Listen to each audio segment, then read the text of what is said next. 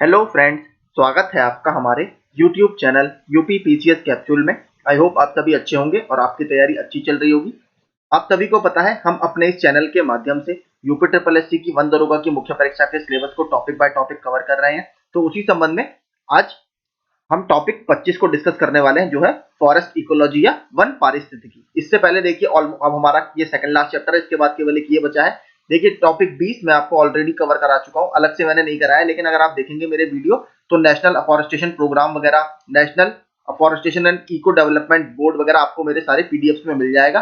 One संरक्षण की जितनी भी हमने नीतियां वगैरह है वो सब पढ़ ली हैं। इसके अलावा देखिए कुछ उत्तर प्रदेश सरकार द्वारा स्कीम्स चलाई जाती हैं और कुछ और स्कीम्स भी नगर वन वगैरह की चलाई जाती है, तो उसके बारे में मैं अलग से आपको एक पीडीएफ बना के हो सकेगा तो वीडियो बना दूंगा, अदरवाइज मैं आपको वैसे ही समझा दूंगा या पीडीएफ शेयर कर दूंगा। ठीक है, तो हमारा ऑलमोस्ट सब कुछ कवर हो चुका है। ये हमारा सेकंड लास्ट टॉपिक है और इसका पीडीएफ भी आपको शाम तक या दोपहर तक मेरे टेलीग्राम ग्रुप में मिल जाएगा। तो चलिए शुरू करते हैं। फॉरेस्ट इकोलॉजी जो हमारा टॉपिक 25 है। इकोलॉजी शब्द बेसिकली दो शब्दों से मिलकर बना है। पहला है ऑइकोस, जिसका अर्थ होता है घर या रहने की जगह, और लोगोस जिसका अर्थ होता है अध्ययन। तो बेसिकली ये आपका क्या होता है, जो भी फॉरेस्ट वगैरह होते हैं उनका और वहां पर रहने वाले जीव जंतुओं का आपस में क्या संबंध है, वो अपने आसपास रहने वाले इकोसिस्टम्स में आपस में कैसे इंटरेक्ट करते हैं, एक तरह से इंटरडिपेंडेंसी दोनों में कैसी है, फूड चेन वगैरह क्या क्या होती है, फूड वेब्स क्या होते हैं, उसके बारे में पूरा इस वीडियो में बात करेंगे। ठीक है, कैसे कैसे वर्ल्ड में बायोम्स वगैरह बटे होते हैं, फॉरेस्ट बायोम्स क्या होते हैं, क्योंकि देखिए हमारे सिलेबस में फॉरेस्ट बायोम्स ही है। और देखिए पहले मैं इसको बुक से पढ़ाने वाला था, लेकिन देखिए बुक में बहुत एक्स्ट्रा दे रखा है जिसकी कोई जरूरत नहीं है। अगर आप सिलेबस देखेंगे, सिलेबस में केवल फॉरेस्ट इकोलॉजी है। ठीक है, अगर हम क्लासिफिकेशन अभी मैं आपको नीचे दिखाऊंगा तब मैं आपको समझ में आऊंगा कि आपको एक्चुअल में पढ़ना क्या है। ठीक है, आप डिजर्ट वगैरह ये सब मत पढ़िए, इसका कोई मतलब नहीं है एग्जाम में। ठीक है, ग्रासलैंड वगैरह लोग पढ़ रहे हैं, वो सिलेबस में आपके नहीं है। मैं अभी आपको जब नीचे मैंने खुद हैंड रिटन इमेज डाली है तब आपको समझ में आएगा। पारिस्थितिकी को एक दूसरे के साथ और उनके पर्यावरण के साथ रहने वाले जीवों के संबंधों के वैज्ञानिक अध्ययन यानी साइंटिफिक स्टडी के रूप में परिभाषित किया जाता है। यानी जो आपके जीव जंतु किसी फॉरेस्ट में, स्पेशली हम यहाँ पर वही बात करेंगे, आपस में रहते हैं, वो आपस में एक दूसरे के साथ कैसे रिएक्ट करते हैं। उसके अलावा वो जिस एटमॉस्फेयर में रहते हैं, मान लीजिए अगर वो जल में रह रहे हैं तो पानी के एटमॉस्फेयर के साथ कैसे रिएक्ट कर रहे हैं, या अगर वो जंगल में रह रहे हैं तो जंगल के एटमॉस्फेयर के साथ वो कैसे रिएक्ट कर रहे हैं, इसी का अध्ययन इस पूरे सब्जेक्ट में किया जाता है। और वही आपका जो सिलेबस है फॉरेस्ट इकोलॉजी वही है।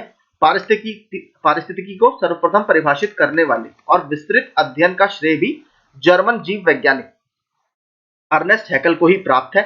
उनके अनुसार वातावरण और जीव समुदाय के पारस्परिक संबंधों के अध्ययन को पारिस्थितिकी कहते हैं। तो बेसिकली अर्नेस्ट हैकल को आपको पता ही है, इनको फादर ऑफ इकोलॉजी कहा जाता है। और अगर भारत की बात करें तो फादर ऑफ इकोलॉजी किसको बोला जाता है, आर मिश्रा। ठीक है, इसको भी याद रखिएगा, आर मिश्रा जी को भारत में फादर ऑफ इकोलॉजी बोला जाता है। और अगर बात करें, एक और यहां से क्वेश्चन बन चुका है, वो है यूएनईपी द्वारा किसको भारत में father of economic ecology, father of economic ecology UNEP द्वारा किसको बोला गया है, तो ये बोला गया है आपके एमएस स्वामीनाथन जी को। ठीक है, जो कि भारत में हरित क्रांति के जनक भी माने जाते हैं, उनको यूएनईपी द्वारा फादर ऑफ इकोनॉमिक इकोलॉजी बोला गया। भारत में इकोलॉजी के जनक आर मिश्रा, और अगर ग्लोबल लेवल पर बात करें तो अर्नेस्ट हैकल। आगे, इससे जीव एवं उनके स्थान के संपूर्ण जैविक अजैविक संगठनों को अध्ययनों का बोध होता है। यानी जो भी आपके वहां पर बायोटिक फैक्टर्स हैं और अबायोटिक फैक्टर्स हैं, वो आपस में कैसे इंटरेक्ट करते हैं और एक स्पेशीज के ऊपर कैसे वो असर डालते हैं, उसका सारा अध्ययन हम इस सब्जेक्ट में करते हैं। इतना ही नहीं, बल्कि इनके अंतर संबंधी जटिल प्रक्रिया की ओर भी हमें बेसिकली संकेत मिलता है। यानी वो एक इंडिकेट करता है कि जो इनकी इंटरडिपेंडेंसी या इंटर एक्टिविटीज हो रही हैं, उसका भी पूरा इंडिकेटर हमें सब्जेक्ट में देखने के लिए मिल जाता है। साथ ही पारिस्थितिकी में पाई जाने वाली समानता एवं विषमता भी इसके अंतर्गत सम्मिलित हो जाती है। ठीक है, अब मैं आपको पूरा समझाऊंगा। देखिए बेसिकली आपको ग्रासलैंड वगैरह क्यों नहीं पढ़ने। ठीक है, अगर आप पारिस्थितिकी विज्ञान की शाखाओं के बारे में बात करें, ठीक है, या ब्रांचेज ऑफ इकोलॉजी के बारे में बात करें, तो देखिए दो बेसिकली इसकी ब्रांचेज होती है। पहला होता है ऑटो इकोलॉजी, ठीक है, ऑट इकोलॉजी, और दूसरी होती है आपकी सिन इकोलॉजी। देखिए स्व पारिस्थितिकी में क्या होता है, यहाँ पर आप एक व्यक्तिगत पौधे यानी एक इंडिविजुअल, या तो आप किसी प्लांट का स्टडी करोगे या किसी एक इंडिविजुअल एनिमल की स्टडी करोगे, और वातावरण पर उसका क्या इंपैक्ट पड़ रहा है उसका अध्ययन आप और इकोलॉजी में करते हो। अगर आप बात करें सिन इकोलॉजी की या सामुदायिक पारिस्थितिकी की, तो आप एक स्थान के समस्त पादप या जंतु समुदाय व उनके वातावरण का अध्ययन करते हो। ठीक है, तो हमारा जो फॉरेस्ट है बेसिकली उसको हम इसी कैटेगरी में पूरा स्टडी करेंगे। ठीक है, हम सिर्फ एक इंडिविजुअल को नहीं, हम जंगल में रहने वाले सारे जानवर, ठीक है, उसके अलावा वहां का जो इकोसिस्टम है उसके साथ वो कैसे रिएक्ट करते हैं उसके बारे में पूरी बात करेंगे। और अगर बात करें सिन इकोलॉजी की, तो उसको 3 पार्ट्स में डिवाइड किया जाता है। पहला होता है आपका पॉपुलेशन इकोलॉजी यानी आबादी पारिस्थितिकी, दूसरा होता है समुदाय या कम्युनिटी पारिस्थितिकी, और तीसरा होता है बेसिकली देखिए पारितंत्र पारिस्थितिकी, जो सबसे इंपॉर्टेंट देखिए आपके लिए है। इसको हम बोलते हैं इकोसिस्टम इकोलॉजी। ठीक है, यानी किसी भी इकोसिस्टम्स वगैरह में उसकी पूरी स्टडी करना। और इस इकोसिस्टम इकोलॉजी को बेसिकली हम 2 भागों में बांटते हैं, एक होता है स्थलीय पारिस्थितिकी, एक होता है जलीय पारिस्थितिकी। तो आप सभी को पता है देखिए स्थलीय पारिस्थितिकी की 4 ब्रॉड शाखाएं हैं। पहला है ग्रासलैंड या घास स्थल, दूसरा आपका मरुस्थल, फसल चक्र, और एक होता है आपका फॉरेस्ट। ठीक है, तो सिर्फ ये देखिए आपके सिलेबस में है स्थलीय पारिस्थितिकी का भी, फॉरेस्ट केवल। ठीक है, this is in our syllabus, मैंने यहाँ पर लिख भी दिया है। ठीक है, ये इकोसिस्टम ये सब यहाँ पर पढ़ने का कोई मतलब नहीं है। ये आपका इकोसिस्टम वाला जो टॉपिक था पारितंत्र वाला, वहां पर ये सिलेबस में था। यहाँ पर हम जो पूरा फोकस करेंगे वो करेंगे हमारे फॉरेस्ट पर, जो कि एक टेरेस्ट्रियल इकोलॉजी या जलीय पारिस्थितिकी का हिस्सा है। ठीक है, तो ये हमें ध्यान से पढ़ना है। अब हम पूरा इसी के बारे में आगे बात करेंगे। वन को प्रभावित करने वाले पारिस्थितिक कारक, देखिए हम फॉरेस्ट इकोलॉजी पढ़ने जा रहे हैं, तो सबसे पहले हमें ये पता होना चाहिए कि किसी भी फॉरेस्ट को, ठीक है, कौन कौन से इकोलॉजिकल फैक्टर्स जो होते हैं वो प्रभावित करते हैं, जिसकी वजह से वहां पर रहने वाले जीव जंतुओं का हमें पूरा आइडिया होता है, वहां पर किस तरीके के पेड़ होते हैं उसका पूरा आइडिया होता है। इसकी बात हम इन इकोलॉजिकल फैक्टर्स में करेंगे। ये टेबल देखिए, मैंने जो बुक आती है आपकी परीक्षा वाणी वालों की, उसमें से इकोलॉजी की एनवायरनमेंट की बुक आती है उनकी, उसमें से मैंने टेबल निकाली है, मुझे काफी अच्छी लगी। और मैंने जो कुछ थ्योरी भी निकाली है उनकी बुक में से निकाली है, क्योंकि उसमें ये काफी अच्छा कवर किया हुआ था। देखिए पहला क्या होता है आपके जलवायवीय, इसमें क्या क्या आपके आते हैं, प्रकाश, तापमान, जल व वर्षा, वायुमंडल नमी या एटमॉस्फेयर में आपकी ह्यूमिडिटी कितनी है, इसके अलावा वायु या विंड कितनी है। इसमें 2 चीजें आती हैं, पहला वायु गति आपकी कैसी है, और दूसरा वायुमंडल में आपके कौन कौन सी गैसें विद्यमान है। तो देखिए ये सारे फैक्टर जलवायवीय फैक्टर्स होते हैं, जो किसी स्थान पर किस तरीके के फॉरेस्ट होंगे, क्या वहां पर बड़े फॉरेस्ट होंगे, क्या वहां पर पर्णपाती वन होंगे, सदाबहार वन होंगे, ये हमें सारा इसमें दिखाई देता है। दूसरे फैक्टर्स की बात करें तो वो हमारे जियोलॉजिकल फैक्टर्स आ जाते हैं, टोपोग्राफिकल फैक्टर्स आ जाते हैं। उसमें क्या है, हाइट, एल्टीट्यूड, आप सभी को पता है। अगर आप उत्तर प्रदेश में है तो हमारा एरिया जो गंगा के प्लेन्स में आता है, यहाँ पर मिलने वाले फॉरेस्ट आपको, अगर आप उत्तराखंड में जाएंगे वहां पर मिलने वाले फॉरेस्ट से बिल्कुल अलग है। ठीक है, तो एक ऊंचाई जो होती है वो भी कहीं ना कहीं हमारे वनों, किस टाइप के वन हमें कहां पर मिलेंगे उसको प्रभावित करती है। दूसरा आता है स्लोप, देखिए ढलानों पर मिलने वाले पेड़ और एक प्लेन जगह पर मिलने वाले पेड़ बिल्कुल अलग होंगे। ढलानों पर आपको पता है बहुत बड़े बड़े पेड़ लगाना बड़ा मुश्किल है, क्योंकि हो सकता है जो क्रीपिंग इफेक्ट होता है समय के साथ अंडर ग्रेविटी, वो अपनी जड़ से उखड़ सकते हैं। तो यहाँ पर आपको अलग तरीके के कुछ पेड़ दिखेंगे। इसके अलावा ढलान की मात्रा यानी स्लोप का एंगल कितना है, बहुत खड़े पहाड़ है या फिर थोड़े मॉडरेट लेवल के पहाड़ हैं, तो वहां पर भी आपको ये फैक्टर डिसाइड करते हैं। ढलान की दिशा या ढलान की दिशा किस तरफ है, ये भी आपका इसमें डिसाइड किया जाता है। फिर आपका एक्सपोजर कैसा है या खुलाव कैसा है, ये भी आपके वन को प्रभावित करने वाला एक पारिस्थितिक कारक है।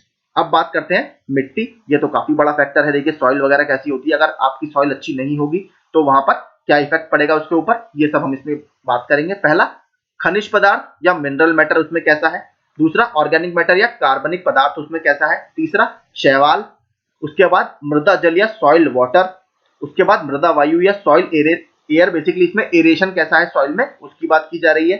फिर सॉइल ऑर्गेनिजम्स या मिट्टी में रहने वाले जो माइक्रो ऑर्गेनिजम्स या सूक्ष्म जीव होते हैं उनकी उपस्थिति वहां पर कैसी है, क्योंकि देखिए हम सभी को पता है वो बहुत ठंडे इलाकों में, ठीक है, मृदा में जो माइक्रो ऑर्गेनिजम्स होते हैं वो बहुत ठंडे इलाकों में सर्वाइव नहीं कर पाते, इसलिए वहां पर कहा भी जाता है जो बहुत ठंडे इलाके होते हैं जैसे टुंड्रा और टैगा, वहां पर जो माइक्रोबियल एक्टिविटीज होती है वो बहुत हल्की होती हैं, क्योंकि वहां पर एक तो सनलाइट नहीं आती पूरे 6 से 7 महीने तक, उसके अलावा वहां पर टेम्परेचर इतना लो रहता है जिसकी वजह से वहां पर जो मृदा में एक्टिविटीज होती है माइक्रो ऑर्गेनिज्म द्वारा या सूक्ष्म जीवों द्वारा वो नहीं हो पाती। इसके बाद मृदा अभिक्रिया या सॉइल रिएक्शन, तो ये भी हमारे वनों को प्रभावित करने वाला एक इंपॉर्टेंट कारक है। उसके बाद जैवीय या बायोलॉजिकल फैक्टर्स क्या क्या है, आपके सूक्ष्म जीव, जीवाणु, कवक या फंजाई, चरने वाले पशु, देखिए ये भी अभी कवक बता देता हूँ, ये न्यूज में भी था आपको पता ही होगा, क्या कहते हैं जो तेलंगाना में अभी नीम की पत्तियां सूख रही थी बहुत ज्यादा, वहां पे पेड़ों को बहुत ज्यादा प्रभावित कर रहा था, तो वहां पर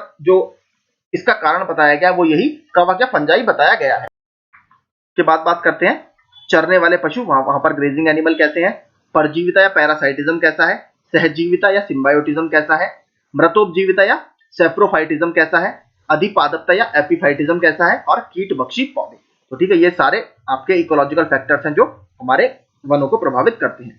अब बात करते हैं पारिस्थितिकी में संगठन के स्तर या बेसिकली जो कम्युनिटीज होती हैं वो कैसे कैसे डिवाइड रहती हैं। सबसे पहले आपका आता है इंडिविजुअल, फिर आपका आता है पॉपुलेशन, फिर आपका आता है कम्युनिटी, फिर आते हैं इकोसिस्टम और फिर आते हैं बायोम। ठीक है, तो बायोम में आप देखेंगे बायोम के अंदर इकोसिस्टम से लेकर कम्युनिटी, पॉपुलेशन और आपका इंडिविजुअल ये सारे आ जाते हैं। तो हम जो पूरी बात करेंगे वो करेंगे हम फॉरेस्ट बायोम के बारे में।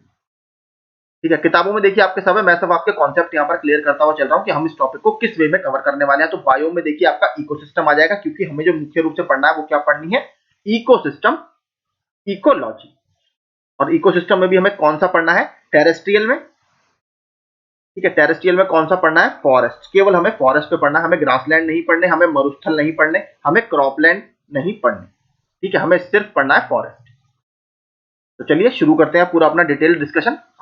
हम पढ़ेंगे बायोम। ठीक है, तो हम बात करने वाले हैं वनीय बायोम की या फॉरेस्ट बायोम्स क्या होते हैं उनके बारे में। सबसे पहले हम जानते हैं आखिर बायोम होता क्या है। समस्त वनस्पतियों एवं प्राणियों के सम्मिलित रूप से सृजित पारिस्थितिक को जीवोम कहा जाता है या बायोम कहा जाता है। अर्थात बायोम एक विस्तृत क्षेत्र में पाए जाने वाले समस्त पादपों तथा प्राणियों का वृहद पारिस्थितिक समुदाय है या इकोलॉजिकल कम्युनिटी है। तो यानी आपके किसी एक पर्टिकुलर क्षेत्र में जितने भी पादप और प्राणी पाए जाएंगे उसको हम बायोम बोलेंगे। इसीलिए देखिए हम बायोम को कवर करेंगे, क्योंकि इसका मतलब ये होता है कि एक पर्टिकुलर क्षेत्र में फॉरेस्ट बायोम में मतलब फॉरेस्ट में किस तरीके के पादप पाए जाते हैं, प्लांट्स पाए जाते हैं, किस तरीके के प्राणी पाए जाते हैं, और इसका पूरा समुदाय जो बनता है उसके बारे में हम इसमें स्टडी करेंगे। तो आप यहाँ पर देखिए देख सकते हैं, मैंने डायग्राम डाला है। आप सभी को पता है हमारा ग्लोब इस तरीके से बटा रहता है। ठीक है, इसमें 3 बेसिकली सर्कल्स बोले जाते हैं जिन्हें हम इंग्लिश में ग्रेट सर्कल्स बोलते हैं। ठीक है, इस तरीके से पूरा रहता है ये हमारी होती है भूमध्य रेखा। ठीक है, भूमध्य रेखा जहां पर 0 डिग्री होता है। एक हमारा सर्कल आता है 23.5 डिग्री पर, ये लेफ्ट नीचे वाले हेमिस्फेयर में भी रहता है, लेकिन मैं आपको ऊपर से ही समझा दूंगा बस। और एक हमारा होता है 66.5 डिग्री पर। तो जो सबसे पहला आपका सर्कल आता है, ठीक है, यहाँ पर मैं आपको ढंग से समझाता हूँ, इसको बोला जाता है, इस वाले जोन को बोला जाता है आपका टॉरिड जोन।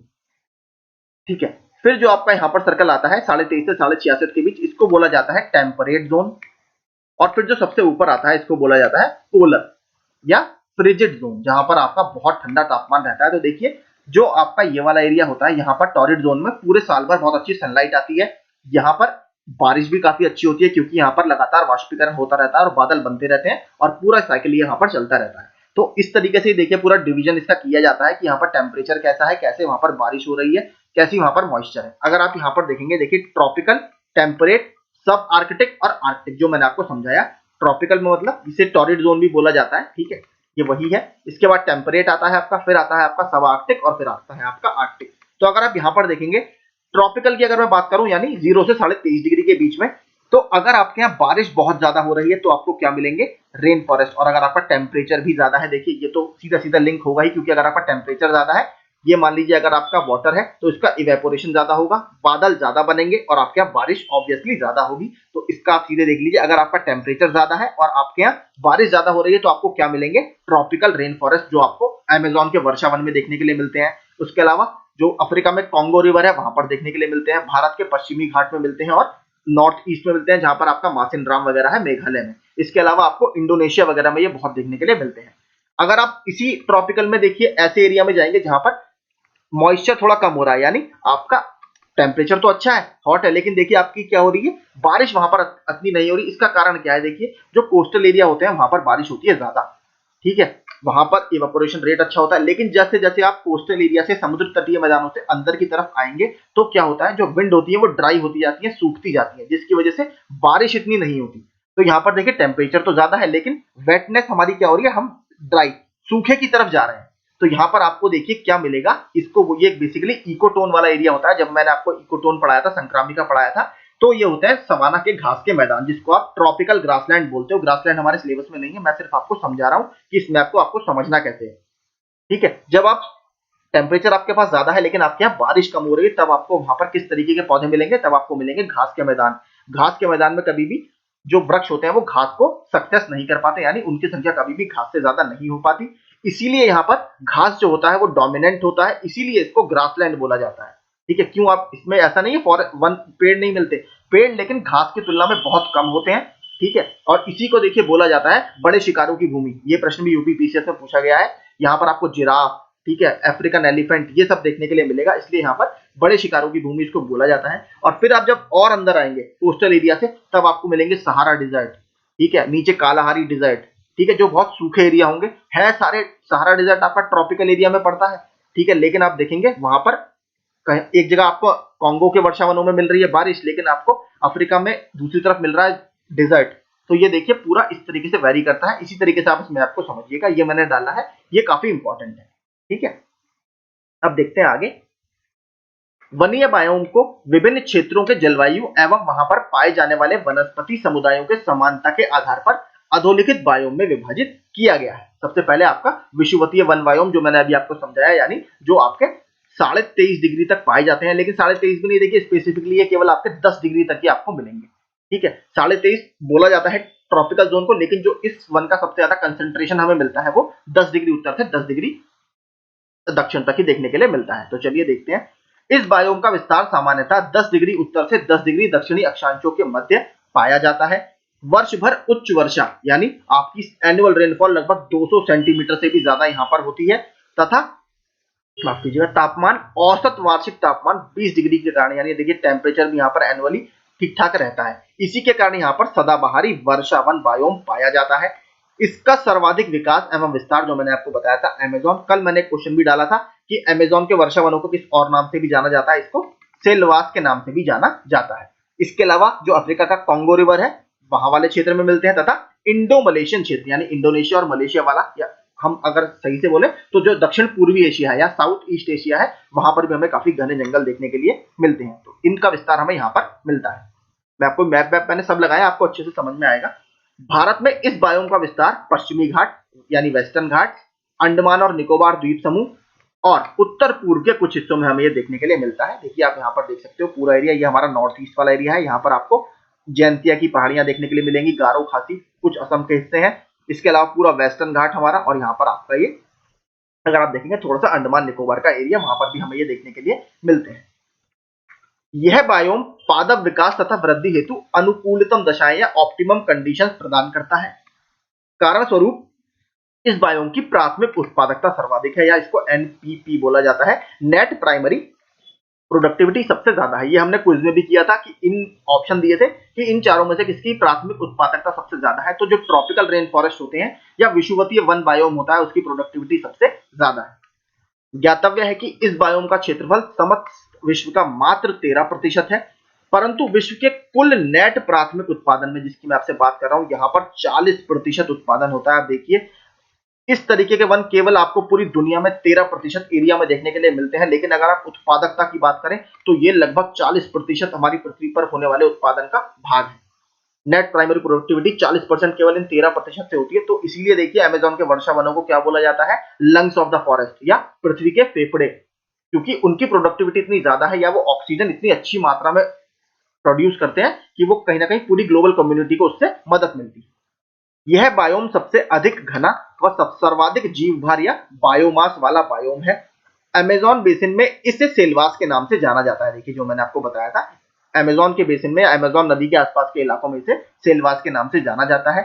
इस बायोम में पाए जाने वाले वृक्ष बेसिकली आर्थिक दृष्टिकोण से जो महत्वपूर्ण है वो कौन कौन से हैं, माहोगनी, रोजवुड, आबनूस, माफ कीजिएगा दोबारा शायद 2 बार हो गया, रबड़, सिनकोना, ताड़ तथा नारियल है। तो देखिए ये बेसिकली यहाँ पर हार्डवुड आपको बहुत मिलेगी। ठीक है, हार्डवुड मतलब बहुत हार्ड यहाँ की लकड़ी होती है विषुवतीय वन बायोम की।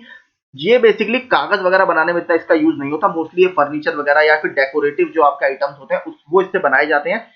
जो पेपर वगैरह कागज की लुगदी बनाई जाती है वो सॉफ्ट वुड से बनेगी, उसके बारे में भी आगे के दूसरे टाइप के बायोम में बात करेंगे। वृक्षों के अलावा एपीफाइट तथा लियाना जैसी लताओं एवं असंख्य झाड़ियों का वृहद स्तर पर विकास होता है। यहाँ पर वनस्पतियों में वर्ष भर वृद्धि होती रहती है, अतः आहार की पूर्ति साल भर बनी रहती है।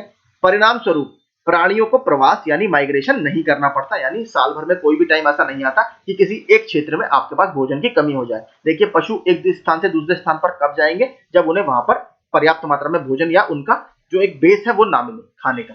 इसलिए यहाँ पर साल भर वर्षा होती है, साल भर आहार की आपूर्ति बनी रहती है, इसलिए कभी भी यहाँ पर प्राणियों को प्रवास या माइग्रेशन नहीं करना पड़ता। यह बायोम रात दिन चहल पहल से भरा रहता है, क्योंकि वन के विभिन्न लंबवत स्तरों यानी भूमि तल से ऊपर वितान तक 5 स्तर पाए जाते हैं। यानी यहाँ पर फॉरेस्ट की आपको पहले छोटे पौधे, फिर बड़े पौधे और बड़े पेड़, सबसे बड़े पेड़, इस तरीके के यहाँ पर पूरी 5 लेयर्स आपको ट्रीज की देखने के लिए मिलती हैं। इसीलिए कहा भी जाता है, देखिए इतने कुछ जगह इतने घने जंगल है कि वहां पर धूप भी जमीन पर नहीं पहुंच पाती, इस तरह का भी स्तर वहां पर है लेवल पेड़ों का। इसमें प्राणियों की नाना प्रकार की जातियां रहती हैं। अब देखिए जब इतना आपके यहाँ फॉरेस्ट के इतने टाइप हैं, एक फॉरेस्ट के अंदर भी इतने 5 तरीके के लेयर हैं, तो आप समझ लीजिए यहाँ पर बायोडायवर्सिटी या जैव विविधता कितनी शानदार होगी। ध्यातव्य है कि यदि उष्णकटिबंधीय वर्षावन काट दिया जाए तो यह उष्णकटिबंधीय पर्णपाती वन की तुलना में शीघ्र पुनर्नियोजित नहीं हो पाता। अब ये देखिए ये दिक्कत क्यों आ रही है। मैंने आपको जब फॉरेस्ट सर्टिफिकेशन पढ़ाया था 1980 और 90 के दशक में, यहाँ पर वनों का कटाव बहुत तेजी गति से बढ़ गया था, जिसकी वजह से जो हमें पता है ग्लोबल वार्मिंग, क्लाइमेट चेंज की समस्याएं भी हमारे सामने निकल कर आ रही थी। इसीलिए फॉरेस्ट सर्टिफिकेशन या वन प्रमाणन का कॉन्सेप्ट निकल कर आया था 1990 के दशक में। ठीक है, तो यहाँ पर और इसके बारे में देखिए क्या है, जब ये इतनी इनकी प्रोडक्टिविटी होती है तो बेसिकली होता क्या है, अगर इनको काट दिया जाए तो अपने आप को रीस्टोर करने में इनको बहुत ज्यादा समय लग जाता है उष्णकटिबंधीय पर्णपाती वनों की अपेक्षा, जो कि भारत में आपको बहुत ज्यादा मिलते हैं, जिन्हें हम मानसूनी वन भी कहते हैं। तो ये इनके लिए काफी समस्या है, अगर कट जाते हैं तो इनको रीस्टोर करना बहुत मुश्किल है। ऐसा इसलिए होता है कि वर्षा वन की मुद्रा में पोषकों का अभाव, मृदा में पोषकों का अभाव होता है। देखिए मैंने आपको क्या समझाया था, आप एक चीज समझिएगा, जो मिट्टी होती है, मिट्टी देखिए आपको सनलाइट बहुत जरूरी है मिट्टी के लिए। जब मैंने आपको फैक्टर्स पढ़ाए थे मिट्टी को प्रभावित करने वाले, उसमें आपको एक तरह से पानी की मात्रा बहुत ऑप्टिमम होनी चाहिए, माइक्रोबियल एक्टिविटीज बहुत अच्छी होनी चाहिए। लेकिन देखिए यहाँ पर क्या होता है, वर्षा इतनी ज्यादा मात्रा में होती है पूरे साल भर, तो लैंड जो है वो एक तरह से सैचुरेटेड रहती है। ठीक है, जब आपके लैंड बिल्कुल सैचुरेटेड रहेगी पानी से या बिल्कुल संतृप्त रहेगी पानी से, तो उसमें माइक्रोबियल एक्टिविटीज बड़ी हल्की होती है। इसलिए यहाँ पर पोषक तत्वों का मिट्टी में बड़ा अभाव होता है, क्योंकि मिट्टी में जो एक्टिविटीज हो रही है माइक्रो ऑर्गेनिजम्स के द्वारा वो बहुत तेज गति से नहीं हो पाती। ठीक है, इसका कारण यही है, पूरे साल भर यहाँ वर्षा होती है तो मिट्टी यहाँ पर साल भर आपकी सैचुरेटेड बनी रहती है। अब यहाँ पर आप देखिए ये इसका पूरा विस्तार है, यहाँ पे आपने पता होगा इस तरीके से आपकी 0 डिग्री या इक्वेटर यहाँ से निकलती है और उसके आसपास ही आपको ये वन देखने के लिए मिलेंगे। देखिए भारत का वेस्टर्न घाट, मैंने ऊपर से भी अलग से मैप डाल दिया था, ये आपका कॉन्गो बेसिन है। ठीक है, कॉन्गो बेसिन, ये आपका पूरा अमेजोन बेसिन है। देखिए बेसिन शब्द अगर आपको नहीं पता मैं बता देता हूँ बेसिन शब्द क्यों यूज किया जाता है। बेसिन देखिए क्या होता है, मान लीजिए ये अमेजोन की नदी है, ठीक है, ये आपकी मान लीजिए पूरी अमेजोन की नदी है। देखिए इसकी 2-4 सहायक नदियां इधर से होंगी, पूरी इस सहायक नदी की भी कुछ सेकेंडरी सहायक नदियां होंगी। ठीक है, इसको बोलते हैं प्राइमरी सहायक नदियां, प्राइमरी ट्रिब्यूटरीज इनको बोलते हैं, या जो सहायक नदियों की भी सहायक होती है उसको बोलते हैं सेकेंडरी ट्रिब्यूटरी। इस तरीके से मान लीजिए पूरा जाल बनता है। तो देखिए बेसिन क्या होता है, बेसिन वो एरिया होता है जो मेन नदी, जो आपकी अमेजोन की मेन नदी थी और जो उसकी सहायक नदियां और उसकी भी सहायक नदियां, पूरा एरिया जो कवर करती है उसको बोला जाता है उस नदी का बेसिन। ठीक है, इसीलिए आपने देखा होगा सरकार भी रिवर बेसिन अप्रोच पे काम करती है, यानी वो सिर्फ गंगा को नहीं बल्कि उसकी सहायक नदियों को भी साफ करने का काम कर रही है, जो national mission for clean Ganga है। अगर आप उसमें पढ़ेंगे तो उसमें बेसिन अप्रोच है। ठीक है, बेसिन अप्रोच का मतलब यही होता है कि केवल मुख्य नदी नहीं, उसकी जो सहायक नदियां हैं और उसकी सहायक नदियों की भी जो सहायक नदियां हैं, उस वो जो पूरा एरिया कवर करती है, यानी उनको भी शुद्ध करना। ठीक है, तो ये होता है बेसिन आपका रिवर का। तो अमेजोन बेसिन का मतलब यही है, ऐसा एरिया जो अमेजोन की मुख्य नदी, जो अमेजोन स्वयं और उसकी सहायक नदियां ड्रेन करती हैं या जहां से होकर बहती है, उस पूरे क्षेत्र को अमेजोन बेसिन बोला जाता है। तो ये भी यहाँ पर अमेजोन के वर्षावन, जिसे हम सेल्वास के नाम से जानते हैं, ये आपका कौन सा क्षेत्र हो गया, ये आपका हो गया इंडो मलेशियन एरिया। ठीक है, इंडो मलेशियन एरिया। ठीक है, यहाँ भी हमें वर्षावन देखने के लिए मिलते हैं। ठीक है, अब हम बात करते हैं मानसूनी वन बायोम, जो कि इंडिया के लिए बहुत इंपॉर्टेंट है। और देखिए इसके क्लासिफिकेशन में आपको यहाँ पर नहीं पढ़ाऊंगा, देखिए एनसीईआरटी में बहुत अच्छी 3 से 4 पेज में आप कवर कर लेंगे। मैंने एनसीईआरटी का भी इसके साथ एक पीडीएफ आपको शेयर करके दे दूंगा, जो 11th क्लास की एनसीईआरटी है भारत का पर्यावरण वाली, इंडियन फिजिकल एनवायरनमेंट, उसमें से 2 पेज में आपको सिर्फ पढ़ लीजिएगा कि भारत में वन के कितने टाइप्स पाए जाते हैं। ठीक है, वहां से आप आराम से उसको कवर कर लेंगे, यहाँ पर सिर्फ समय बर्बाद करने का कोई मतलब है नहीं। अब बात करते हैं मानसूनी वन बायोम की डिटेल में। मानसूनी वन बायोम, मानसूनी वन क्षेत्रों को कहते हैं वर्षा की सीमितता और मौसमी प्रवृत्ति के कारण यहाँ की अधिकांश वनस्पतियां पर्णपाती या डेसिडुअस होती हैं। बेसिकली देखिए क्या होता है, आप सभी को पता है भारत में साल भर तो बारिश होती नहीं, जब हमारा विंड का पैटर्न चेंज होता है तब हमारे यहाँ बारिश होती है। इसीलिए मौसम की बदलती प्रवृत्ति के कारण यहाँ पर एवरग्रीन का मतलब क्या होता है, सदाबहार, जो हमें रेन फॉरेस्ट में मिलते हैं। यहाँ पर सदाबहार वन आपको नहीं मिलेंगे। आपने अपने घर में भी देखा होगा, कोई सा भी पेड़ आप देखेंगे तो साल में एक टाइम ऐसा आता है जब वो अपनी पत्तियां गिरा देता है।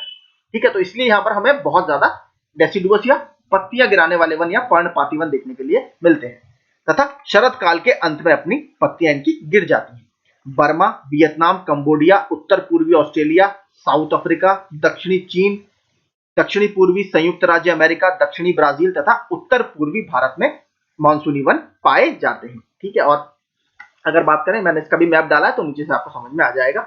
ज्ञातव्य है कि अचानक एवं मानव द्वारा सोद्देश्य वनाग्नि के कारण तथा तेजी से वनों को काटने के कारण मानसूनी पर्णपाती वन बायोम में वनस्पति आवरण के क्षेत्र में तेजी से ह्रास हो रहा है। वास्तव में यह बायोम इस समय विश्व का सर्वाधिक विशुद्ध यानी डिस्टर्ब्ड बायोम है और इस पारिस्थितिकी तंत्रों में से एक है। इन क्षेत्रों के प्रमुख वृक्ष क्या है, साल। देखिए काफी इंपॉर्टेंट है, इस रेलवे स्लीपर इसी से बनता है। शीशम, बांस, सागौन या टीक। ठीक है, सबसे ज्यादा आपको कहां मिलेगा, मध्य प्रदेश में। जामुन, महुआ, आम, पीपल, बरगद व नीम आदि हैं। इस तरीके के ही पेड़ हमें यहाँ पर देखने के लिए मिलते हैं। मानसूनी वन बायोम की औसत वार्षिक वर्षा 70 से 200 सेंटीमीटर होती है। ठीक है, इसमें दोनों कैटेगरी आ जाती है, मैं आपको बता देता हूँ। जहां पर आपकी 100 से 200 सेंटीमीटर होती है वहां आपको मिलते हैं मॉइस्ट यानी आर्द्र पर्णपाती वन। जहां पर आपकी 70 से 100 सेंटीमीटर का रेनफॉल होता है वहां पर आपको मिलते हैं शुष्क पर्णपाती वन या ड्राई डेसिडुअस फॉरेस्ट। ये आपको जो मैं पीडीएफ बता रहा हूँ एनसीईआरटी का, हार्डली 3 पेज है शुरू के, वो आप पढ़िएगा, वहां से आपको सारी चीजें क्लियर हो जाएंगी। रेनफॉल का पैटर्न भी उन्होंने पूरा उसमें बता रखा है। वर्षा का 80% भाग इन्हें ग्रीष्म काल से प्राप्त होता है। हमारे यहाँ आपको पता है जून में मानसून हिट करता है केरल के तट पर, और उसके अलावा जून, जुलाई, अगस्त, सितंबर इन 4 महीने में हमारे यहाँ मानसून चलता है। उसके बाद रिट्रीटिंग मानसून आता है हमारे यहाँ, या लौटता हुआ मानसून, जो कि आंध्र प्रदेश और तमिलनाडु के कोस्ट पे बारिश करता है। ठीक है, इस तरह से हमें पूरा ये पैटर्न है। इसके अलावा विंटर रेनफॉल हमारे यहाँ वेस्टर्न डिस्टर्बेंस या पश्चिमी विक्षोभ के कारण होता है। आगे, इस क्षेत्र में शुष्क ग्रीष्म काल का औसत तापमान 27 डिग्री सेल्सियस से 32 डिग्री सेल्सियस तथा शुष्क शरद काल का औसत तापमान 10 डिग्री सेल्सियस से 27 डिग्री सेल्सियस के मध्य रहता है। इस प्रदेश के वृक्षों की ऊंचाई 20 से 30 मीटर के बीच में होती है। लंबवत स्तरीकरण की दृष्टि से यहाँ वन 3 स्तरों में विभक्त किए जाते हैं तथा वन वितान की दृष्टि से फॉरेस्ट क्राउन का निर्माण करते हैं। प्राणियों के प्रजनन में मौसमी प्रवृत्ति तथा मौसमी प्रवास होता है, यानी जब एक स्थान पर पौधे या पेड़ पत्तियां गिरा देते हैं तो वो दूसरे स्थान पर, बहुत दूर नहीं, वहीं आसपास के स्थान पर चले जाते हैं जहां पर उनको खाने का पर्याप्त एक तरह से आहार मिलता है। इस बायोम में कीट प्रजातियों में मच्छर सर्वाधिक प्रमुख हैं जो मलेरिया रोग फैलाते हैं। आपने सुना भी होगा ट्रॉपिकल डिजीज वगैरह। ठीक है, ट्रॉपिकल डिजीज। ठीक है, तो ये मच्छर वगैरह काफी ज्यादा इस एरिया में बीमारियां फैलाते हैं। अब देखते हैं रूम सागरीय वन बायोम, या इसको आपने सुना होगा मेडिटेरेनियन, ठीक है, बायोम, या इसको हम और भाषा में आपने सुना होगा भूमध्य सागरीय बायोम। ठीक है, जो भूमध्य सागरीय के आसपास की कंट्रियां हैं वहां पर बेसिकली आपको ये देखने के लिए मिलेगा। ठीक है, जहां पर आपने सुना होगा जो खट्टे फल वगैरह होते हैं, ऑलिव, संतरे, जिनकी खेती वहां पर बहुत ज्यादा की जाती है, उस एरिया में आपको ये देखने के लिए मिलेगा। सबसे बड़ा जो इसका फीचर क्या होता है, यहाँ पर रेनफॉल होगा आपका विंटर में, यानी सर्दियों में यहाँ पर बारिश होती है। इसका विस्तार दोनों आपके गोलार्ध होगा, सॉरी, दोनों गोलार्धों में महाद्वीपों के पश्चिमी भाग में 30 से 45 अक्षांशों के मध्य पाया जाता है। इस क्षेत्र की वनस्पतियों की पत्तियां मोटी तथा कठोर होती हैं। इस बायोम के क्षेत्र में oak, birch, chestnut, maple, walnut, चीड़, कॉर्कवुड, मेड्रोन, सीडर, लॉरेल, आर्बट तथा एल्म आदि प्रमुख वृक्ष हमें देखने के लिए मिलते हैं। झाड़ियों के विभिन्न क्षेत्र में अलग अलग स्थानीय नाम हैं, जैसे यूरोपीय भाग में मैक्स कैलिफोर्निया में चैपल। ठीक है, सॉरी, यहाँ पर कॉमा होगा। यूरोपीय भाग में मैक्स इसको बोला जाता है, कैलिफोर्निया में इसको चैपल बोला जाता है। दक्षिण अफ्रीका में फाइनबोस सिस्टोस, ठीक है, और चिली में इसको मैटोरल बोला जाता है, और अफ्रीका में इसको मैली बोला जाता है। ठीक है, तो इसके अलग अलग क्षेत्र में अलग अलग नामों से इसको जाना जाता है। इस बायोम में सबसे शीत महीने या शरद काल का तापमान 4 डिग्री सेल्सियस से 10 डिग्री सेल्सियस तक होता है, जबकि सबसे गर्म महीने ग्रीष्मकाल का तापमान 20 से 27 डिग्री सेल्सियस हो जाता है। इस प्रदेश में शीत ऋतु में शीतोष्ण कटिबंधीय चक्रवातों से साधारण वर्षा होती है, परंतु ग्रीष्म ऋतु का मौसम शुष्क रहता है, ड्राई रहता है। मैंने आपसे कहा था ना, शीत ऋतु में यहाँ पर आपको रेनफॉल देखने के लिए मिलेगी, जो विंटर रेनफॉल यहाँ पर होता है। औसत वार्षिक वर्षा 35 से 75 सेंटीमीटर अंकित की जाती है। इस बायोम में पाए जाने वाली प्रमुख प्राणियों में दरियाई गधा, ठीक है, अफ्रीका में आपका बोन्टेबो एक प्रकार का हिरन जो कि अफ्रीका में पाया जाता है, कंगारू जो कि ऑस्ट्रेलिया में मिलते हैं, तथा बेबून्स जो कि बंदर की एक प्रजाति है, यूरोप में पाए जाते हैं। अब आप ये देख सकते हैं, यहाँ पर मैंने आपको बताया था जो 30 से 45 डिग्री का अक्षांश होता है उसके कॉन्टिनेंट्स के वेस्टर्न कॉन्टिनेंट में या पश्चिमी भाग में हमें देखने के लिए मिलते हैं, ईस्ट वेस्ट इस तरीके से होता है। तो आप देखेंगे यहाँ पर ये आपको देखने के लिए मिलेंगे, ठीक है। ये होता है पूरा इनका डिस्ट्रीब्यूशन यहाँ पर, ठीक है। ये कनाडा और अमेरिका, अमेरिका के पश्चिमी कोस्ट पर, ये कुछ आपके साउथ अमेरिका के पश्चिमी कोस्ट पर, यहाँ पर हमें देखने के लिए पूरा इनका डिस्ट्रीब्यूशन मिलता है। आगे, टैगा या कोणधारी वन बायोम। टैगा वन बायोम समशीतोष्ण क्षेत्रों की विशिष्टता है। इस बायोम का विस्तार 50 से 76 डिग्री उत्तरी अक्षांशों के मध्य स्थित है, जो उत्तरी गोलार्ध में एक विस्तृत पट्टी के रूप में Canada, Norway, Finland, Sweden, Lithuania, Latvia तथा साइबेरिया में फैले हुए हैं। यहाँ के वनस्पतियों में कोणधारी वृक्ष, जिनको जिम्नोस्पर्म कॉनिफर्स बोला जाता है, सबसे प्रभावशाली हैं। इसके 4 प्रमुख वंश स्प्रूस, पाइन, फर तथा लर्च हैं। वनस्पति समुदाय की अधिकांश संरचना करते हैं यानी यहाँ पर जो आपके पादप स्पीशीज मिलती हैं उसमें सबसे ज्यादा स्प्रूस, पाइन, फर तथा लर्च, ये सबसे ज्यादा प्रजातियां आपको देखने के लिए मिलेंगी। इसके साथ शीतोष्ण पर्णपाती कठोर लकड़ी वाले वृक्षों में एल्डर, बर्च तथा पोपलर के कुछ वंश आपस में सम्मिश्र रूप में भी पाए जाते हैं। इस बायोम में सबसे अधिक मुलायम लकड़ी प्राप्त होती है। मैंने आपको बताया, यही देखिए बेसिकली आपके जो पेपर वगैरह होता है, ठीक है, पेपर की लुगदी बनाने में ये वाली लकड़ी आपकी काफी काम आती है। चीड़, देवदार, फर, स्प्रूस आदि इस क्षेत्र की प्रमुख मुलायम लकड़ियों के वृक्ष हैं, अतः इस बायोम में वृक्षों का सर्वाधिक आर्थिक महत्व है, ठीक है। इस बायोम में अत्यधिक वार्षिक तापीय विषमता, ग्रीष्मकाल 10 डिग्री सेल्सियस से शरद काल में -40 डिग्री सेल्सियस तक आपका तापमान चला जाता है। साइबेरिया का बर्फोयांग, आपने सुना होगा, बर्फोयांग सबसे ठंडा स्थान माना जाता है पृथ्वी पर। वनस्पति के वृद्धि काल का समय 50 से 100 दिन, ठीक है, उत्तरी सीमा पर, और 100 दिन आपका दक्षिण सीमा पर होता है। वनस्पतियां नुकीली होती हैं, जिससे वे शीत ऋतु में अपनी सुरक्षा करती हैं। टैगा वनों में स्पॉटोसॉल तथा पॉडजॉल प्रकार की मिट्टी का विकास होता है, जो कृषि की दृष्टि से उपजाऊ नहीं होती है। ये याद रखिए, पॉडजॉल वगैरह की मिट्टी आपको टैगा क्षेत्र में देखने के लिए मिलेंगी। इस बायोम में कई प्राणियों का मौसमी प्रवास होता है। लोमड़ी, मिंक, समूर, साइबेरियन क्रेन आदि यहाँ के प्रमुख जंतु हैं। कुछ प्राणियों में विशिष्ट शारीरिक संरचना, जैसे समूरदार प्राणी या फर एनिमल का विकास हो जाता है, जबकि कुछ प्राणी विपरीत परिस्थितियों में शीत निद्रा यानी हिबरनेशन में चले जाते हैं। तो ऐसे प्राणी आपको यहाँ पर देखने के लिए मिलेंगे। ये देखिए पूरा जो 66.5 डिग्री वाला अक्षांश है, यहाँ पर आपको आर्कटिक सर्कल इस तरीके से देखने के लिए मिलता है, आर्कटिक सर्कल, ठीक है। उसके बाद का जो जितना भी ये सारा अक्षांश हमें मिलेंगे, यहाँ पर आपको ये वाले वन देखने के लिए मिलते हैं, ठीक है, टैगा फॉरेस्ट। आगे चलते हैं आप, अगला टॉपिक पारिस्थितिकी आला या निकेत। देखिए ये क्वेश्चन काफी ज्यादा पूछा गया, इसलिए मैंने इसको डाला है। क्या होता है बेसिकली पारिस्थितिकी आला या निकेत? एक आला एक पारिस्थितिकी तंत्र में एक प्रजाति की अद्वितीय कार्यात्मक भूमिका, देखिए इस पर फोकस कीजिएगा, यूनिक फंक्शनल यूनिट एक बेसिकली होता है, या किसी भी स्पेशीज का, किसी भी प्रजाति का किसी इकोसिस्टम में एक यूनिक फंक्शन होता है, ठीक है, या उसका उस इकोलॉजी में या इकोसिस्टम में कोई स्थान होता है, इसी को बेसिकली आपका आला बोला जाता है। यह उन सभी जैविक, भौतिक और रासायनिक कारकों का विवरण है जिनकी एक प्रजाति को जीवित रहने, स्वस्थ रहने और प्रजनन के लिए आवश्यकता होती है। एक आला एक प्रजाति के लिए अद्वितीय है यानी यूनिक है। मैंने आपसे कहा था किन्हीं भी दो प्रजातियों का कभी भी कोई सेम निकेत या नीश नहीं हो सकता, इसको आप याद करके चलिएगा, ठीक है। एक आला एक प्रजाति के लिए अद्वितीय है, जिसका अर्थ है कि किन्हीं भी दो प्रजातियों में सटीक समान निकेत या आला नहीं है। आला जीवों के संरक्षण में भी महत्वपूर्ण भूमिका निभाता है। क्यों? यदि हमें प्रजातियों को उनके मूल आवास में संरक्षित करना है, तो हमें प्रजातियों की विशिष्ट आवश्यकताओं के बारे में ज्ञान होना चाहिए, और हमें यह सुनिश्चित करना चाहिए कि इनके स्थान की सभी आवश्यकताओं को पूरा किया जाए। तो यानी ये आपके वाइल्ड लाइफ कंजर्वेशन में या प्लांट कंजर्वेशन में भी बहुत अहम भूमिका निभाता है। आला के बेसिकली 4 प्रकार होते हैं। एक होता है आपका निवास आला, जहां पर वह रहता है। दूसरा खाद्य आला, कि वो क्या खाता है, विघटित होता है और यह किस प्रजाति के साथ प्रतिस्पर्धा या कंपटीशन करता है।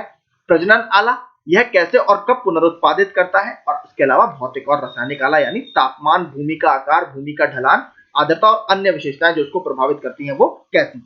अब बात करते हैं पारिस्थितिकी तंत्र में खाद्य श्रृंखला, स्पेशली हम इसमें फूड चेन जो कि हमारे फॉरेस्ट इकोसिस्टम में पाई जाती है उसके बारे में बात करेंगे। किसी पारिस्थितिकी तंत्र में खाद्य श्रृंखला विभिन्न प्रकार के जीवधारियों का वह क्रम है जिससे जीवधारी भोज्य एवं भक्षक के रूप में संबंधित रहते हैं। दूसरे शब्दों में पारिस्थितिकी तंत्र में खाद्य श्रृंखला उस क्रम का निर्देशन करती है जिसमें जीवों की एक आहार श्रृंखला एक दूसरे के आहार द्वारा पोषित होती है। इनमें होकर खाद्य ऊर्जा का प्रवाह एक ही दिशा में होता रहता है। मैंने आपको बताया था जो ऊर्जा का प्रवाह होगा वो हमेशा यूनिडायरेक्शनल होगा। क्यों? क्योंकि ये 10% या 10% के नियम को फॉलो करता है, यानी बेस में हमेशा ज्यादा होगा और ऊपर जाते जाते ये कम होता चला जाएगा। यानी सबसे नीचे जो ऑर्गेनिज्म है उसके पास सबसे ज्यादा ऊर्जा होगी और जो सबसे टॉप पर बैठा है उसके पास सबसे कम ऊर्जा होगी। ये 10% के नियम के हिसाब से चलता है जो कि लिंडमान द्वारा दिया गया है, और ये यूनिडायरेक्शनल होगा। याद रखिएगा, ऊर्जा का प्रवाह कभी रिवर्स नहीं होगा। अब देखते हैं खाद्य श्रृंखलाओं के प्रकार। प्रकृति में दो प्रकार की खाद्य श्रृंखलाओं में या दो प्रकार की खाद्य श्रृंखलाओं को प्रतिष्ठित किया गया है। देखिए दोनों ही प्रकार की हमें ये फॉरेस्ट में देखने के लिए मिलेंगी। आगे पहला है चराई खाद्य श्रृंखला या ग्रेजिंग फूड चेन। उपभोक्ता जो खाद्य श्रृंखला शुरू करते हैं पौधे या पौधे के हिस्से को अपने भोजन के रूप में उपयोग करते हैं, ये लोग चराई खाद्य श्रृंखला का गठन करते हैं। यह खाद्य श्रृंखला हरे पौधे के आधार से शुरू होती है और प्राथमिक उपभोक्ता इसमें शाकाहारी होगा। ठीक है, जो होगा आपका हर्बीवोर होगा या वेजिटेरियन होगा। उदाहरण के लिए स्थलीय पारितंत्र में घास को कैटरपिलर द्वारा खाया जाता है, जिसे छिपकली कैटरपिलर को खाती है और छिपकली को किसके द्वारा? सांप के द्वारा खाया जाता है। नीचे भी इमेज मैंने डाली है, देख लीजिएगा। इसके अलावा अगर जलीय पारिस्थितिकी तंत्र की बात करें तो फाइटोप्लैंक्टन जो कि प्राथमिक उत्पादक है, इसको चिड़ियाघर के प्लैंक्टन द्वारा खाया जाता है, जिसे मछलियों द्वारा खाया जाता है और मछलियों को पेलिकन के द्वारा खाया जाता है। आप यहाँ पर देख सकते हैं। अगर हम टेरेस्ट्रियल इकोसिस्टम की बात करें, यह ग्रेजिंग फूड चेन के एग्जांपल, ठीक है, यहाँ पर आप देख सकते हो। ये स्थलीय है, टेरेस्ट्रियल प्लांट है, प्लांट को कैटरपिलर ने खाया, कैटरपिलर को लिजार्ड या छिपकली ने खाया, छिपकली को स्नेक ने खाया। ठीक है, ये प्राइमरी प्रोड्यूसर है, यानी आपका ये शाकाहारी से शुरू हो रहा है। यहाँ पर भी ऐसे ही है। फाइटोप्लैंक्टन जो कि समुद्र में पाए जाते हैं, इसको जूप्लैंक्टन ने खाया, जूप्लैंक्टन को मछली ने खाया और मछली को पेलिकन ने खाया। ठीक है, तो ये आपकी होती है ग्रेजिंग फूड चेन। समुद्र और आपको मैंने जमीन दोनों पर बता दिया। ठीक है, तो जमीन पर आपको पता ही है, फॉरेस्ट हमारे टेरेस्ट्रियल इकोसिस्टम है, तो वहां पर आपको ये सारे वनों में हमें देखने के लिए मिलेंगे। अब बात करते हैं दूसरी, डेट्रिटस फूड चेन या अपघटक खाद्य श्रृंखला। डेट्रिटस फूड चेन क्षय होते प्राणियों एवं पादप शरीर के मृत जैविक पदार्थों से यह आरंभ होकर सूक्ष्म जीवों या माइक्रो ऑर्गेनिजम्स में तथा सूक्ष्म जीवों से अपघटक खाने वाले जीवों में तत्पश्चात परभक्षियों में पहुंचती है। जैसे देखिए लेटर जो पौधों से पत्तियां गिरी, ठीक है, वो जमीन में गई सड़ी, उसको अर्थवॉर्म ने खाया या केंचुओं ने खाया, केंचुओं को बेसिकली चिकन ने खाया और चिकन को बेसिकली आपके हॉक ने खाया। तो ये होती है हमारी पूरी डेट्रिटस फूड चेन। अगर हम बात करें वन पारिस्थितिकी तंत्र में खाद्य श्रृंखला के जीवधारियों का क्रम क्या होता है, तो सबसे पहले आपके उत्पादक जो कि हरे पौधे होते हैं, फिर आपके यहाँ पर प्रथम श्रेणी के उपभोक्ता आते हैं, जैसे आपके नीचे भी मैं पूरा दिखा दूंगा, हिरन वगैरह हो गए, या अगर हम कह सकते हैं कैटरपिलर को खा रहा तो मेंढक वगैरह हो गए। फिर आएंगे आपके द्वितीय श्रेणी के उपभोक्ता, फिर आएंगे तृतीय श्रेणी के उपभोक्ता और फिर आएंगे अंतिम उपभोक्ता या उच्च मांसाहारी, जिन्हें आप टॉप कार्निवोर्स भी बोलते हो। तो आप यहाँ पर देख सकते हो, सबसे पहले आपके हरे पौधे हो गए, ये आपके क्या है? प्रोड्यूसर या उत्पादक। फिर आपके क्या आ गए? कैटरपिलर। ठीक है, ये आपका कंज्यूमर है, प्राइमरी कंज्यूमर हो गया। उसके बाद कैटरपिलर को किसने खाया? मेंढक ने खाया, ये आपका हो गया सेकेंडरी कंज्यूमर या द्वितीय आपका उपभोक्ता। फिर स्नेक, इसको किसने खाया? इसको खाया सांप ने, ये हो गया आपका तृतीय। ठीक है, और इसको खाया आपका हॉक ने या ओल ने, तो ये आपका हो गया टॉप कार्निवोर या टॉप कंज्यूमर। ठीक है, तो ये हमारी एक अच्छी फॉरेस्ट की फूड चेन का एग्जांपल है जो इस तरीके की दिखाई देती है। ठीक है, तो देखिए पूरा यही चैप्टर था। मैंने इसमें आपको फॉरेस्ट इकोलॉजी पूरी कवर करने की कोशिश की है। वन बायोम पूरे देश में क्या क्या डिस्ट्रीब्यूशन है, भारत वाला मैंने आपको बता दिया। हार्डली 2 पेज है, वो आप एनसीईआरटी की बुक का पीडीएफ इसके साथ में डाल दूंगा, उससे पढ़ लीजिएगा, आराम से आपका पूरा ये कवर हो जाएगा। ठीक है, इसके अलावा देखिए मुझे नहीं लगता इससे कुछ और ज्यादा पूछने की जरूरत है। सारी मैंने आपको फूड चेन दिखा दी, डिस्ट्रीब्यूशन क्या है, किस किस तरीके के वन पाए जाते हैं, वो सारा मैंने आपको इसमें कवर करा दिया। इकोलॉजी के जनक कौन है, ठीक है, आपको इसमें किस तरीके से पढ़ना है, हैंड रिटन भी मैंने इसमें डाल रखा है। तो मुझे लगता है आपका सारा इससे कवर हो जाएगा। बाकी आपका कोई सजेशन है तो प्लीज कमेंट बॉक्स में जरूर बताइएगा और अपनी पढ़ाई जारी रखिए। अब दिन काफी कम बचे हैं और अपनी फीस भी आप समय से जमा कर लीजिए वंदे रुपए। Thank you so much.